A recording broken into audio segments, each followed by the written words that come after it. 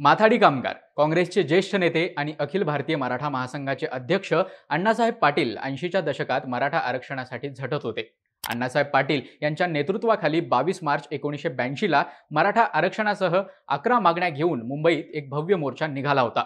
आपल्या मागण्या सरकारपुढे मांडायच्या आणि त्या मंजूर करून घ्यायच्या असा त्यांचा निर्धार होता। मोर्चाची प्रमुख मागणी होती आर्थिक निकषांवर मराठा आरक्षण। लाखोंच्या संख्येने कामगार, सामान्य नागरिक अण्णासाहेबांच्या मागे एकवटले होते। हा बलाढ्य मोर्चा कालाघोडाला पोहोचला। लाखोंच्या गर्दीतून अण्णासाहेब पुढे आले आणि तात्पुरत्या स्टेजवर उभे राहिले।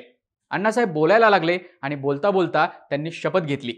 मी अण्णासाहेब पाटील तुमच्या सर्वांच्या साक्षीने शपथ घेतो की सूर्य उगवायच्या आधी मराठा समाजाला आरक्षण मिळालं नाही तर हा अण्णासाहेब पाटील उद्याचा सूर्योदय बघणार नाही। तत्कालीन मुख्यमंत्री बाबासाहेब भोसले यांना त्याच दिवशी आरक्षणासाठी निवेदन देण्यात आलं होतं, पण सरकारकडून कोणतीही कारवाई करण्यात आली नाही।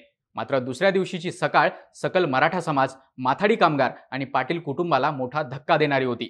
अण्णासाहेब तेव्हा आपल्या कुटुंबासह भायखळा इथल्या घरी राहायचे। सकाळी 7:30च्या सुमारास त्यांच्या खोलीतून एक मोठा आवाज आला। त्यांचे पुत्र शिवाजीराव पाटील दार तोडून आत गेले, तर अण्णासाहेब पाटलांनी आपल्या बंदुकीचा वापर करून स्वतःचं जीवन संपवलं होतं। मराठा समाजाला आरक्षण मिळालं नाही तर उद्याचा सूर्योदय पाहणार नाही ही शपथ अण्णासाहेबांनी पाळली होती। आमदारकी, कुटुंब, राजकीय भविष्य या कुठल्याच गोष्टीचा विचार न करता त्यांनी मराठा आरक्षणासाठी बलिदान दिलं होतं। 23 मार्च 1982 अण्णासाहेब पाटील यांनी मराठा आरक्षणाच्या मुद्द्यावरून बलिदान दिलं। या घटनेला आता 42 वर्ष झाली आहेत। मराठा आरक्षणासाठीचा अण्णासाहेब पाटलांचा हा संघर्ष आता पुन्हा एकदा निर्णायक वळणावर आलाय। मराठा आरक्षणाच्या संदर्भात राज्य सरकार पुन्हा एकदा कायदा करण्याच्या तयारीत आहे। राज्य सरकारनं या आधी सुद्धा असे प्रयत्न करून झालेत, पण हे सगळे प्रयत्न अयशस्वी ठरलेत। एकीकडे मनोज जरांगे पाटील मराठ्यांना ओबीसीतून आरक्षण मिळावं यासाठी प्रयत्न करतायत, तर दुसरीकडे सरकार मराठ्यांना स्वतंत्र कोट्यातून आरक्षण देण्यासाठी पुढाकार घेतोय। त्यासाठी सरकारनं मागासवर्ग आयोगामार्फत मराठा समाजाचे सामाजिक आणि आर्थिक मागासलेपण सिद्ध करण्यासाठी सर्वेक्षण देखील पूर्ण केलंय। या सर्वेक्षणाचा अहवाल विधानसभेत मांडला जाणार आहे। या निमित्तानं आपण मराठा आरक्षणासाठी आजपर्यंत कोणकोणते प्रयत्न झाले, कोणकोणते आयोग स्थापन करण्यात आले आणि सरकारनं या संदर्भात वेळोवेळी कोणकोणते कायदे केले पाहूयात या व्हिडिओतून। नमस्कार, मी निखिल आणि तुम्ही पाहताय बोल व्हिडिओ। 1982 मध्ये अण्णासाहेब पाटील यांनी मराठा आरक्षणासाठी बलिदान दिल्यानंतर खऱ्या अर्थानं मराठा आरक्षणाच्या मागणीला एक संघटनात्मक रूप प्राप्त झालं। त्यानंतर 1990 मध्ये मंडल आयोग लागू झाला आणि देशभरात इतर मागास प्रवर्गासाठी आरक्षणाची तरतूद करण्यात आली। यामध्ये मराठा समाजाचा देखील समावेश करावा अशी मराठा समाजाची मागणी होती। आता कुठल्याही जातीचा इतर मागासवर्गीयांमध्ये समावेश करण्यासाठी मंडल आयोगानं काही निकष घालून दिले होते। त्यानुसार मागासवर्ग आयोगाच्या शिफारसीनं विविध जातींचा ओबीसी यादीत समावेश करण्यात आला होता। 1995 साली महाराष्ट्रात पहिल्या राज्य मागासवर्ग आयोग स्थापन करण्यात आला। राज्यात तोपर्यंत मागासवर्गीयांसाठी काम करणाऱ्या खत्री समितीला आयोगाचा दर्जा देण्यात आला। न्यायाधीश खत्री त्याचे अध्यक्ष होते। त्यांच्याकडे मराठा आरक्षणासंदर्भात मागणी करण्यात आली होती। त्यांनी याबाबत 2000 साली अहवाल तयार केला। त्यानुसार ज्या पोटजातींची नोंद मराठा कुणबी किंवा कुणबी मराठा अशी आहे त्यांना कुणबी जातीचे प्रमाणपत्र देऊ शकतात अशी शिफारस केली होती। आयोगाच्या या शिफारसीमुळे मराठ्यांमधील काहींना ओबीसीत प्रवेश मिळाला।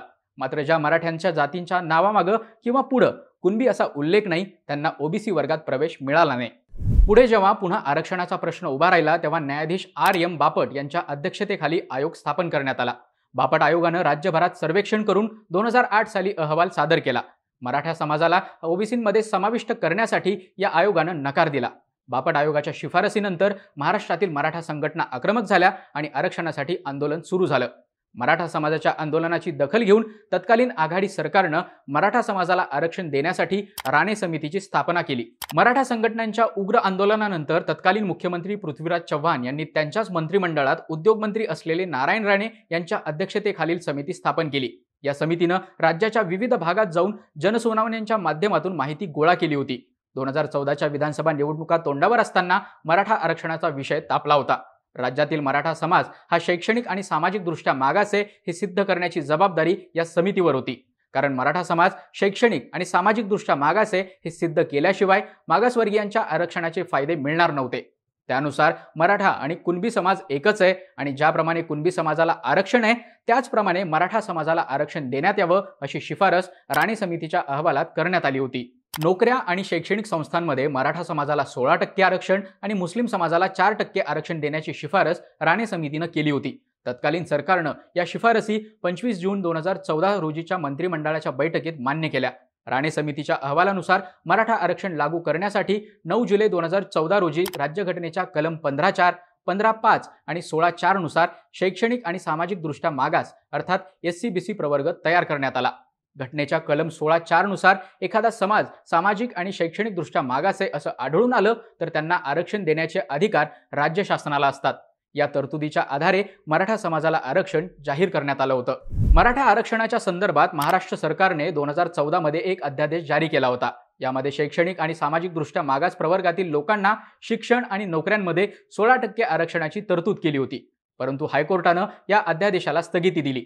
2014 साली राज्य सरकारने या अध्यादेशाचं कायद्यात रूपांतर करून आरक्षण देण्याचा प्रयत्न केला, परंतु हा कायदा देखील हायकोर्टाकडून खारिज करण्यात आला। मराठा समाज मागास असल्याचे पुरावे नसताना हा कायदा पारित केल्याची टिप्पणी हायकोर्टानं केली होती। आता यातून धडा घेऊन राज्य सरकारनं मराठ्यांचे मागासलेपण सिद्ध करण्यासाठी जस्टिस गायकवाड यांच्या अध्यक्षतेखाली पुन्हा एकदा मागासवर्ग आयोग गठीत केला। मागासवर्ग आयोगामार्फत राज्यभरात सर्वेक्षण करण्यात आलं। आयोगानं मराठा समाज मागास असल्याचे मान्य करून मराठा समाजाला शिक्षणात 12% तर सरकारी नोकरीत 13% आरक्षण देण्याची शिफारस केली होती।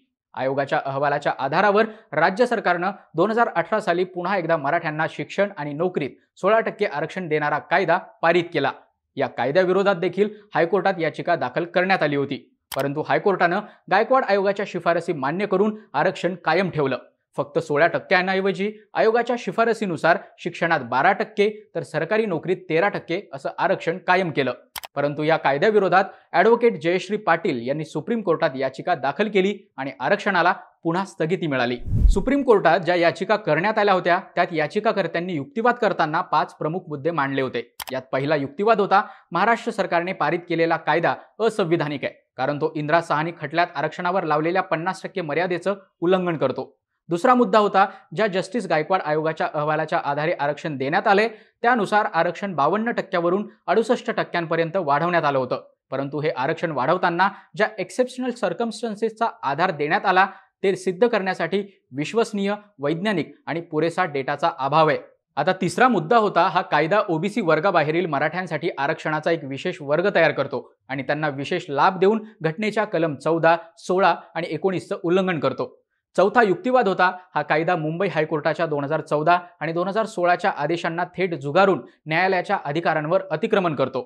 याशिवाय पाचवा मुद्दा होता, 102व्या घटना दुरुस्ती अधिनियम 2018 द्वारे अनिवार्य केलेल्या प्रक्रियांचं पालन न करता हा कायदा मंजूर करण्यात आला होता, असा युक्तिवाद याचिकाकर्त्यांकडून करण्यात आला होता। 2021 साली सुप्रीम कोर्टानं याच आधारावर निकाल दिला। गायकवाड आयोगानं सादर केलेला अहवाल आणि मुंबई हायकोर्टाचा SC-BC ॲक्टवरील निर्णय 50% मर्यादा ओलांडण्यासाठी पुरेसा नाही असा निकाल सुप्रीम कोर्टानं दिला। याच निकालात सुप्रीम कोर्टानं 1992च्या इंदिरा साहनी निकालावर पुनर्विचार करण्यास देखील नकार दिला। याशिवाय 102व्या घटना दुरुस्तीमुळे राज्य किंवा केंद्रशासित प्रदेशातील मागासवर्गीयांची ओळख पटवण्याचा अधिकार केवळ राष्ट्रपतींनाच असेल, राज्य सरकार फक्त शिफारस करू शकतात, असं 5 पैकी 3 न्यायाधीशांचं म्हणणं होतं। यात निकालाविरोधात आधी रिव्ह्यू आणि नंतर क्युरेटिव्ह पिटिशन दाखल करण्यात आली होती। क्युरेटिव्ह पिटिशनवर अजून सुप्रीम कोर्टाचा निकाल आलेला नाहीये। आता जेव्हा हे प्रकरण कोर्टात आहे तेव्हा केंद्र सरकारनं 105वी घटना दुरुस्ती करून राज्यातील मागास प्रवर्ग ठरवण्याचे अधिकार पुन्हा राज्यांना दिलेले आहेत। आता ही झाली 2021 पर्यंतची सगळी पार्श्वभूमी। आता येऊयात सध्या सुरू असलेल्या मराठा आरक्षणाच्या आंदोलनाकडे। ऑगस्ट 2023 मध्ये जालना जिल्ह्यातील अंबड तालुक्यातील अंतरवाली सराटी इथं काही मराठा आंदोलक मनोज जरांगे पाटील यांच्या नेतृत्वात शांततापूर्ण आंदोलन करत होते। शांततेत सुरू असलेल्या या आंदोलनावर पोलिसांकडून लाठीचार्ज करण्यात आला।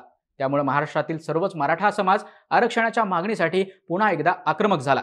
पण यावेळी आंदोलकांची मागणी स्वतंत्र मराठा आरक्षणाची नव्हती, तर मराठ्यांना OBCतून आरक्षण देण्यात यावं अशी मागणी यावेळी करण्यात आली होती।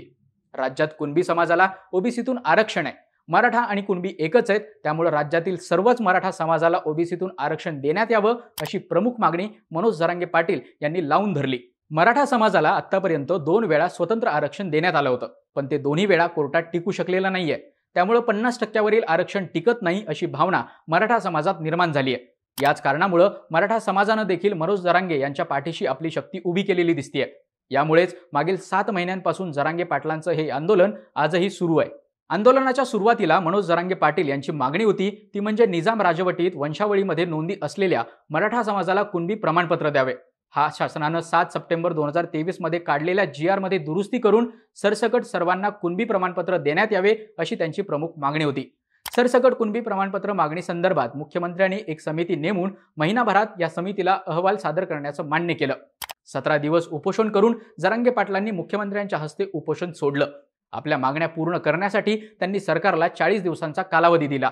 यानंतर जरांगे पाटलांनी पुन्हा एकदा ऑक्टोबरमध्ये नवीन मागण्यांसह आमरण उपोषणाला सुरुवात केली।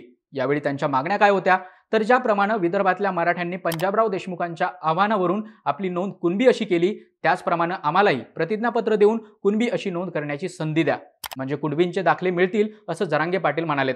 राज्यभरातील मराठा समाजाला सरसकट कुणबी प्रमाणपत्र मिळावीत, कुणबी मराठा किंवा मराठा कुणबी म्हणून पूर्वजांची नोंद असलेल्यांना ही प्रमाणपत्रे मिळावीत, त्याचे रक्ताचे नातेवाईक, कुटुंबातील सगळे सोयरे यांनाही कुणबी प्रमाणपत्र मिळावे अशी मागणी जरांगेंनी केली होती। मात्र मुख्यमंत्री एकनाथ शिंदे यांनी ज्यांच्याकडे कुणबी नोंदी आहेत त्यांनाच आरक्षण देण्याची जरांगेंची मागणी आहे असं वक्तव्य यावेळी केलं होतं। यावेळी जरांगेंनी सरकारला 24 डिसेंबरची मुदत दिली होती, ती त्यांनी 20 जानेवारीपर्यंत वाढवली आणि 20 जानेवारीला ते मराठा आंदोलकांसह मुंबईच्या दिशेने निघाले। जरांगे पाटलांना मिळत असलेला पाठिंबा पाहून सरकारनं जरांगे पाटील यांची प्रमुख मागणी असलेली सगळे सोयरे या शब्दाची अट मान्य केली आणि त्या संदर्भात अधिसूचना काढली। या अधिसूचनेवर हरकती मागवण्यासाठी 16 फेब्रुवारीपर्यंतची मुदत देण्यात आली होती। आता या दरम्यानच्या काळात सरकारनं मराठ्यांना स्वतंत्र आरक्षण देण्यासाठी हालचाली सुरू केल्या। मागासवर्ग आयोगाकडून पुन्हा एकदा मराठा समाजाचे सर्वेक्षण सुरू झाले। आयोगानं 16 फेब्रुवारीला आपला अहवाल सरकारला सादर केला। याच अहवालातील शिफारसींच्या आधारावर सरकार पुन्हा एकदा नव्यानं मराठा आरक्षणासाठी कायदा करणार असल्याच्या चर्चा आहेत। यासाठी 20 फेब्रुवारीला विशेष अधिवेशन देखील बोलावण्यात आले, पण त्याआधीच 10 फेब्रुवारीपासून मनोज जरांगे पाटील पुन्हा एकदा आंदोलनाला बसलेले आहेत। सरकारनं मराठा आरक्षणासंदर्भात 27 जानेवारीला जी अधिसूचना काढली आहे त्यानुसार कायदा करावा अशी त्यांची मागणी आहे। त्यामुळे सरकार आता मनोज जरांगे पाटील यांच्या मागणीप्रमाणे मराठ्यांना ओबीसीतून आरक्षण देतं की मागासवर्ग आयोगाने सादर केलेल्या अहवालानुसार स्वतंत्र आरक्षण देतं हे पाहणं महत्त्वाचं असणार आहे। बाकी तुमच्या या विषयाबाबतच्या प्रतिक्रिया आम्हाला नक्की कळवा आणि अशाच प्रकारचे माहितीपूर्ण व्हिडिओज पाहण्यासाठी बोल व्हिडिओला सबस्क्राईब करा।